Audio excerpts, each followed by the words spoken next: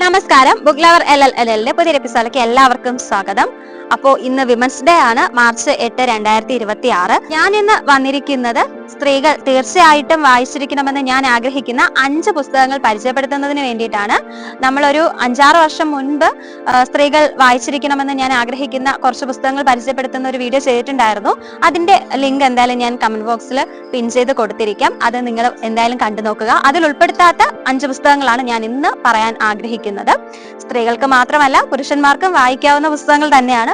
ഒരുപക്ഷെ സ്ത്രീകൾക്ക് കൂടുതൽ കണക്ട് ആകുന്ന തരത്തിലുള്ളതായിരിക്കും ഈ പുസ്തകങ്ങൾ എന്നാണ് ഞാൻ കരുതുന്നത്.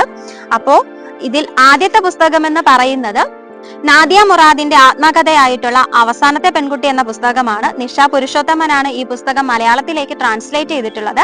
ലാസ്റ്റ് ഗേൾ എന്നാണ് ഈ പുസ്തകത്തിന്റെ ഇംഗ്ലീഷ് പേര്. ഒരു യസീദി കുടുംബത്തിൽ പെട്ട ഒരു പെൺകുട്ടിയാണ് നാദിയ മുറാദ്.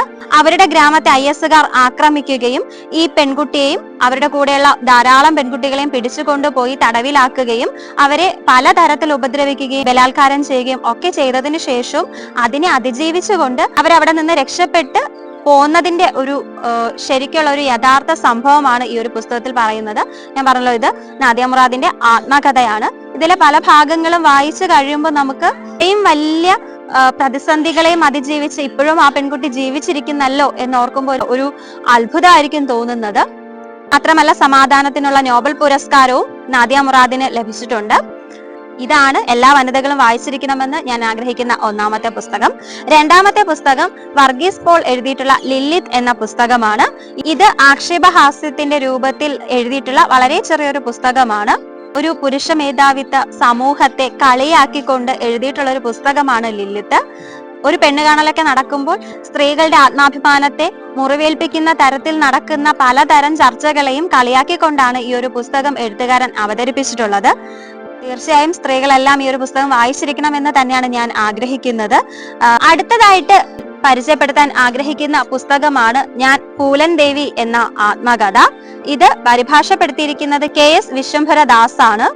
അവർണ ജാതിയിൽ ജനിച്ചു എന്നുള്ളത് കൊണ്ട് മാത്രം ജീവിതത്തിൽ പല പ്രതിസന്ധികളിലൂടെയും കടന്നു പോകേണ്ടി വന്ന, കൊള്ളക്കാരാൽ തട്ടിക്കൊണ്ടു പോകപ്പെടേണ്ടി വന്ന, അവരാൽ ബലാത്കാരം ചെയ്യപ്പെടേണ്ടി വന്ന ഒരു സ്ത്രീയുടെ കഥയാണ് പൂലൻ ദേവി. പല പല പല പ്രശ്നങ്ങളിലൂടെ കടന്നുപോയി അവൾ അവസാനം ഒരു കൊള്ളക്കാരുടെ ഒരു നേതാവായി മാറുകയും ചെയ്യുന്നു. അക്ഷരാഭ്യാസം ഇല്ലാത്ത ഒരു പെൺകുട്ടി ഒടുവിൽ വളരെ ധീരയായ ഒരു സ്ത്രീയായി മാറുന്നു.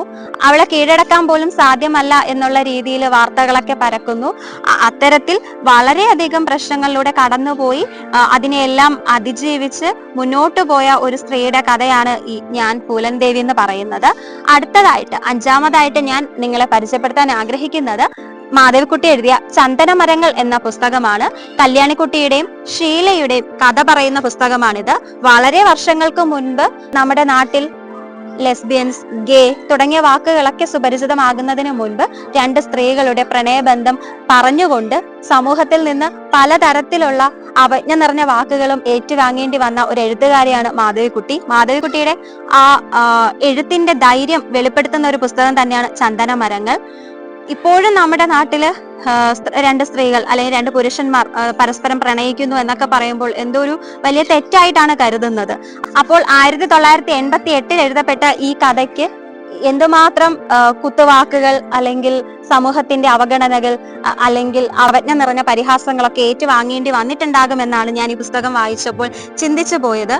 ഇതിൽ ഈ 2 സ്ത്രീകളുടെയും കുടുംബ പശ്ചാത്തലത്തെ കുറിച്ചും പറയുന്നുണ്ട്. ഭർത്താവ് ഒന്നും അധികം അവരെ പരിഗണിക്കുന്നില്ല, അല്ലെങ്കിൽ ഈ സ്ത്രീകളുടെ എല്ലാ വികാര വിചാരങ്ങളും അവരുടെ ഉള്ളിൽ തന്നെ അടക്കി വെക്കേണ്ടി വരുന്നു. കാരണം സമൂഹം അവരെ ആ രീതിയിലാണ് കാണുന്നത്. അവരതിനെ പ്രകടിപ്പിച്ചാൽ അതൊരു വലിയ പ്രശ്നമായി തീരുന്നു.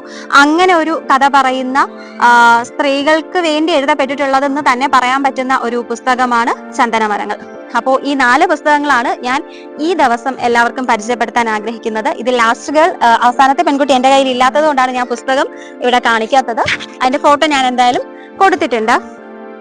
അപ്പോൾ നിങ്ങൾ വായിച്ചതിൽ സ്ത്രീകൾ ഉറപ്പായിട്ടും വായിക്കണമെന്ന് ആഗ്രഹിക്കുന്ന, സ്ത്രീകൾ വായിക്കുകയാണെങ്കിൽ പലവിധ പ്രശ്നങ്ങളിലൂടെ കടന്നു പോകുന്ന സ്ത്രീകൾക്ക് വളരെയധികം പ്രചോദനമാകുമെന്ന് നിങ്ങൾക്ക് തോന്നുന്ന പുസ്തകങ്ങൾ കമന്റ് ബോക്സിൽ രേഖപ്പെടുത്താൻ മറക്കരുത്. അപ്പോൾ നമുക്ക് എന്തായാലും അടുത്ത ദിവസം മറ്റൊരു പുസ്തകമായിട്ട് വീണ്ടും കണ്ടുമുട്ടാം. അപ്പോൾ എല്ലാവർക്കും നന്ദി, നമസ്കാരം, ബൈ.